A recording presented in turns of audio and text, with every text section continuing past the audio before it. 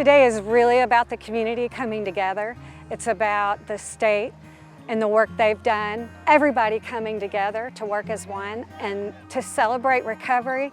It is to remember the people that we've lost to addiction. Today's event is important because we want to raise awareness. There are people that we've lost to this disease, and we want everybody to know the dangers and to also be able to celebrate those lives. I think at a time when we've lost more than 100,000 people in a calendar year to completely preventable overdose, it's a really important time to be standing up and saying out loud, not just that recovery is possible, but that recovery is probable when people have access to the supports that they need. When this event started, our primary focus was on inviting elected officials, government personnel, people that we thought needed to know about recovery. What we found over the last 9 years is that really what we wanted to do was to create a space for the entire community, the recovery community. It's good for people to have a place to go where they feel welcome and they can meet people that are similar to them and have the same story as them and background as them to kind of feel more comfortable about entering recovery. It gives the community that works in recovery a chance to give back to everybody that's out there that would like to get in recovery. It helps join all of us together and just have that recovery support that we all need.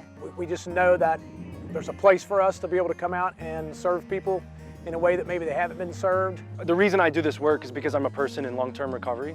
I got addicted to opioids when I was 18 years old, and addiction took me all the bad places that people go, in and out of treatment centers, in and out of jail, on and off the street, and as a matter of happy accident, fell into a continuum of care that supported my chronic disease over the long term, and I genuinely believe that's why I'm here today. It's important to have peers with lived experience provide services because it's hard for people like me, I'm in long-term recovery myself, to meet someone like a counselor or therapist who doesn't have the experience that I have with substance use. I've been able to share my story to help others, and in turn that internally helps me.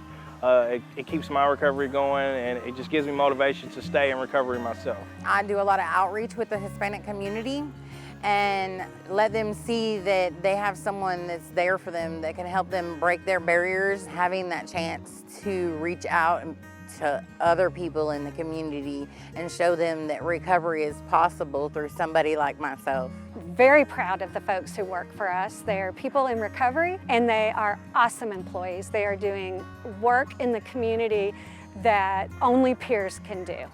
They have been there, they have experienced the trauma, they've experienced most things that our participants have experienced, and they are there to walk alongside anyone who needs help. What we want to do is be a voice of hope for those individuals who are still lost and trying to find their way. This journey is a process, and we may just take it in stages. For me and for my family, because we've been able to find our way through, we need to know other families know that it's possible, that you can find your way through this. Voices of Hope is so significant in the community because there's a place for everyone. We offer support, meetings, connection socially for family members in recovery or also family members who maybe have lost someone to an overdose. We offer support to them as well. Voices of Hope helps people in the community by building recovery capital. It's all of the resources that increase the likelihood that a person will sustain recovery. We can continue to provide those for people until the end of life. It's ongoing care for their chronic disease. Any little thing that we can do to help the next person or the next family find their way through this maze,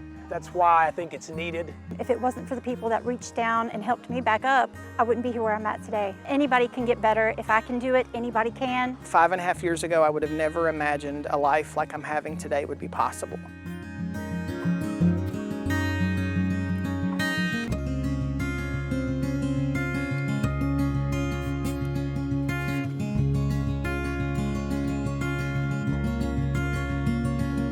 I am a voice of hope. I'm a voice of hope. I am a voice of hope. I am a voice of hope. I'm a voice of hope. I am a voice of hope. I am a voice of hope. I am a voice of hope.